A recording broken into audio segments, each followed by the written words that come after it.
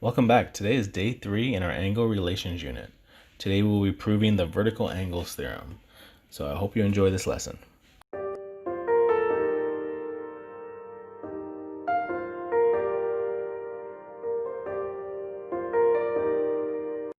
Oh yeah, it's that time again. We have some math problems here and we need you to do them now. Pause the video, complete the problems, and return to the video when you're done. Missing angles in the diagram. Alright, not too bad. So we can do this problem a couple ways. So we know these are a linear pair. So I can subtract from 180. So I can go 180 degrees, subtract 45. And that's going to give me, what is that, 5. Let's see, 135. Perfect. So I know that this angle is 135.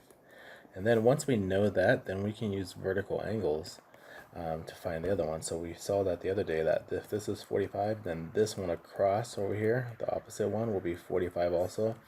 And this other one over here, this 135, will be down here. So these will be, I'll give this one 2, so 135. All right, perfect. And we usually use those arcs, different arcs, to say which ones are the same as each other. So like the 45 will have 1 arc and the 135 will have 2 arcs. And the same thing over here. So we can use a linear pair to find one of the angles. So how about we find this angle right here? So then I'll do 180, subtract, what is that, 62. And that will give me 118, I believe. That looks pretty good. So this angle is 118 degrees. I'll write it here, 118. And then we can use vertical angles to find the rest. So if this angle is 62, then this one across from it right here will be 62 degrees. And then if this one is 118, then this one over here, oh, it's too small. This one will be 118 also, 118. All right, not too bad. So nice easy review. We're using linear pairs and vertical angles again. And actually that's what our lesson is going to be on today. It's a very important property that we're going to use in mathematics. So I'm going to write it out. So if and then. So if this happens, then this happens. Okay, so we're going to start using some logic now. So the transitive property, what it says is, if A is equal to B and B is equal to C, then what conclusion can we make? Well, the conclusion we can make is that A will have to be equal to C. All right. So we're just using, this is the transitive property. And let me give you an example. So we have a funny little example that my son came up with when he was little. He was like, I don't know, 6 years old, 7 years old. And he was, one day we're watching this movie. I wanted him to watch the Superman movie. And so we're watching this movie, and at the very beginning of the movie, the way we were sitting was, I was sitting on the floor, he was sitting on the couch, so he was above me. So he was looking down at my head, and he kind of noticed like I had like a little bald spot right there. So he's all, "Hey, Dad, how come you have like a hole in your head?" So what he meant was like the bald spot. And I told him, Dad is old. And, I just told him this. I said, "Hey, Dad is old." So this is what I told my son. I said, "You know what? I got this little hole right there, this little bald spot, because Dad's old." Well, then like 5 minutes later, within 5 minutes in the movie, this was the original Superman, and Superman's dad, the one that found him, ends up dying. So, but it happens in the distance. Like he kind of just falls over, and just you conclude that he dies in the movie. So, anyways. So then my son asked me, he goes, "Dad, what happened to the man?" And I said, "Oh, he died." and my son's sitting there, he's like, "Why'd he die?" And you know how little kids are, they're always like, "Why?" And I just told him, well, because, old people die. So I told my son this. I told him, "Well, yeah, well, when people get old, they die." And so, I wanted to watch the movie. So anyways, so then all of a sudden he starts crying. And he starts crying, and I'm wondering, like, what the heck happened? Why is he crying? Well, what's the matter? And he tells me, And my son says, I don't want you to die, Dad. And I was like, holy moly. And then I figured out, I'm like, where did he get that from? And then I realized he was using the transitive property, in real life. He's like, well, if Dad is old, because that's what Dad said, Dad's old. And then Dad just told me that old people die. Then his conclusion, he made a beautiful conclusion using transitive property.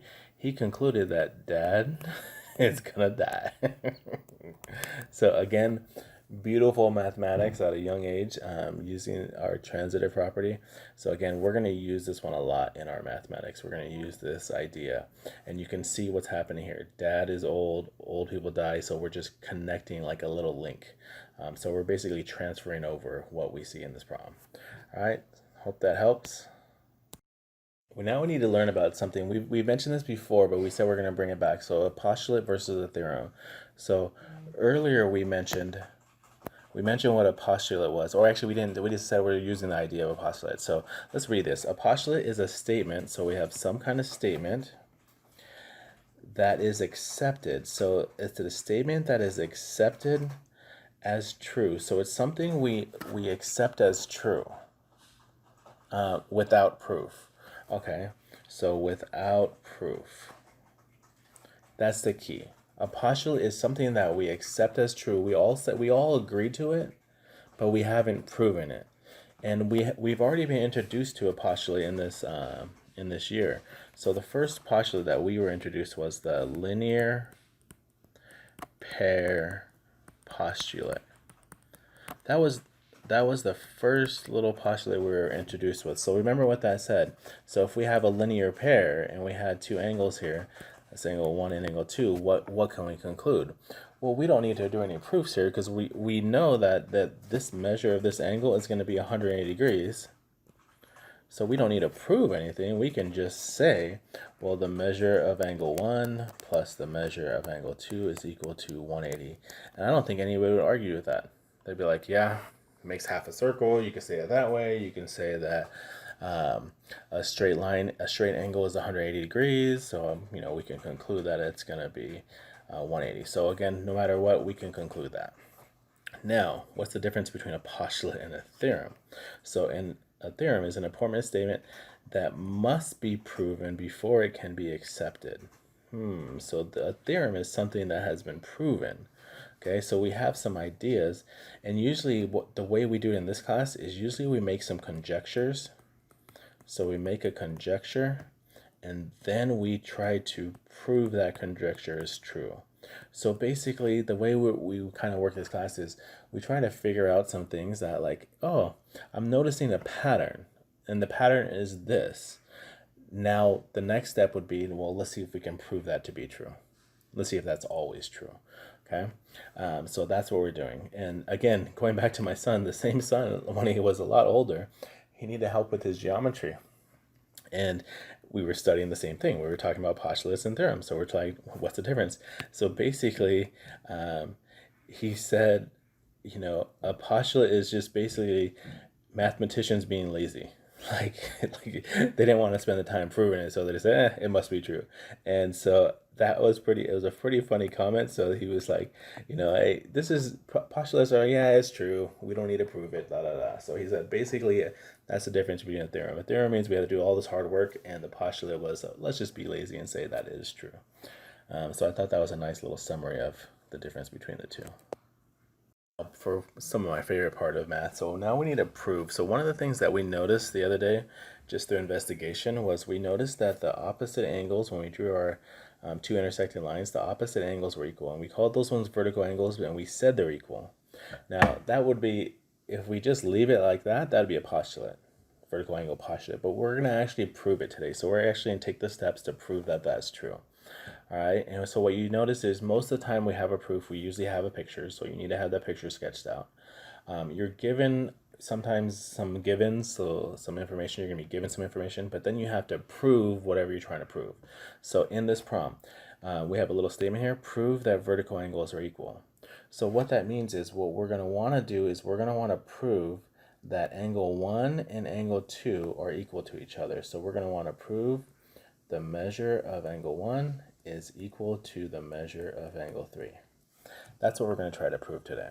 But there's not only one pair of vertical angles, there's actually two pairs. So the second thing we're going to try to prove, and you're going to do this one on your own today, you're going to prove angle 2 is equal to the measure of angle 4. So that's what you're going to do. So the measure of angle 2 is equal to the measure of angle 4. Okay?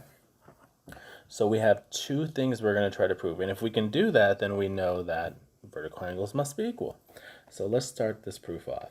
So the first thing is we have 4 givens. We are going to use the first 2 right now. So again, you see a flowchart here, kind of give you some hints here how it's going to work out. And this is I think our first or second proof only. So we're still going to be helping you out. We're still going to be guiding you. But what are we given? We're given angle 1 and angle 2 are a linear pair. And let's just check in the diagram, does that make sense? Angle 1 and angle 2. Yeah, look at this. Angle 1's right here, angle 2's right there. So those are a linear pair. All right, that's true. Remember, we have statements and then we have reasons. So every time we do a proof, we're going to say a statement and a reason. So we know angle 1 and 2 are a linear pair. So let me, can't really erase here. So we know angle 1, 2 perfect. And that's going to be the reason that we know that it was given to us. They just gave it to you in the problem. And usually, not always, but usually we start off with all our givens first. So the second one that we're going to use is angle 2 and angle 3 are linear pairs. And how do we know that? We need a statement and a reason. So the reason is that was given to us also. Okay? And you know, since this is still our first time, we can use 3 and 1 first, but we're going to use those later. You're going to need those actually for your second proof. Okay, and it'll follow the same kind of format. But the reason I like flowchart proofs is now I can follow what's happening here. So like I should make some kind of conclusion based on that statement. All right, so you should infer something. So now, if you know that angle 1 and angle 2 are a linear pair, because we said that already, we said, hey, angle 1 and angle 2 are a linear pair, what can you say next about those two? Well, if they're a linear pair, then we should know that the measure of angle 1 plus the measure of angle 2 has to equal 180. And now that's my statement. What's your reason? How do you know that? Well, see, this is why we need to know our vocab and what things are called. That was just called the linear pair postulate. I'm going to abbreviate that one for sure. And so again, how do we know angle 1 and angle 2 have to add up to 180? Well, it's the linear pair postulate. It says that if two angles form a linear pair, then they must add up to 180. All right, so now we're going to use the same kind of logic. Since angle 2 and angle 3 are a linear pair, we're going to use the same kind of logic. We're just going to say, well, the measure of angle 2 plus the measure of angle 3 also has to equal 180. Perfect. But how do we know that one? Well, same kind of reasoning. And what you'll notice as you start doing your proofs, your vocab will improve also. So that's one reason I really like doing proofs, is because you're going to improve your vocab. You're going to actually have to start saying things and writing them and saying and how you know. You're going to really explain what you know. But now we're here. We've just said that angle 1 plus angle 2 equals 180. We've also said that angle 2 plus angle 3 equals 180. And now we need to make some kind of statement here. So we need to use some logic here and make some kind of conclusion. What conclusion can we make about this problem now? So now I'm looking at this problem and I'm like, well, they're both equal to 180. So I'm looking at this problem and say, oh, this one equals 180, this one equals 180. And very similar to like when dad is old people die. It's very similar, just a little different order.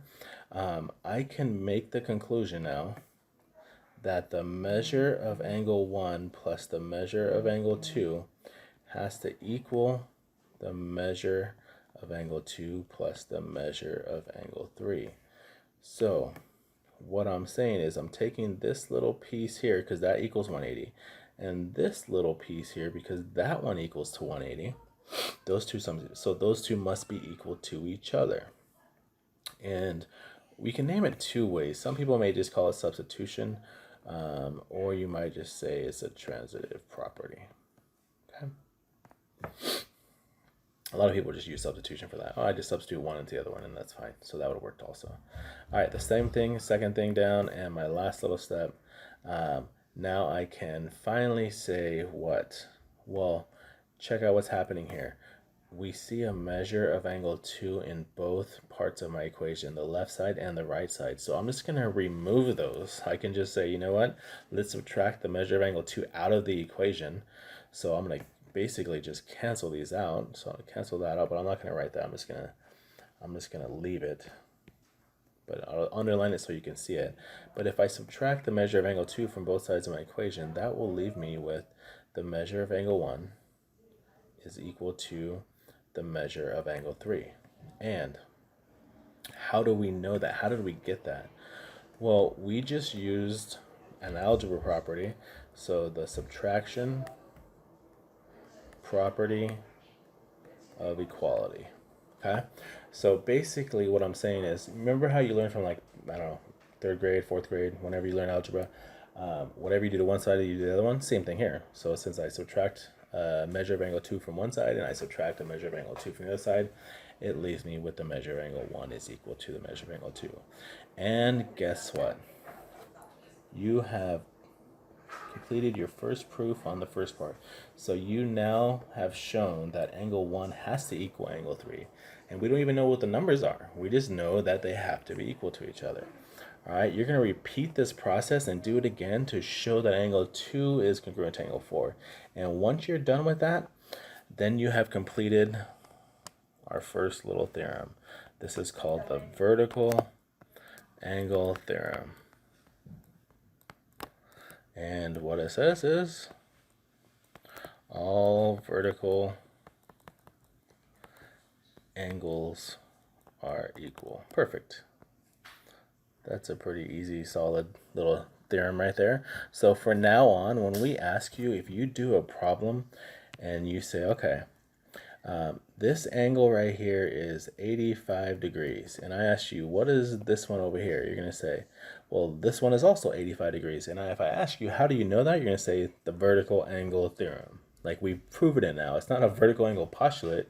That would be if we didn't prove it and we're just using our assumptions. But now we're just saying, nope, we have proven this one. We've actually taken the time, did the math work, and proven this, that all vertical angles are equal. But you need to complete the second part, or we only got half a theorem. We only proven that 1 and 3. We never proven 2 and 4. So you need to complete the second part, repeat the process. But now, for now on, we're going to call this the vertical angle theorem.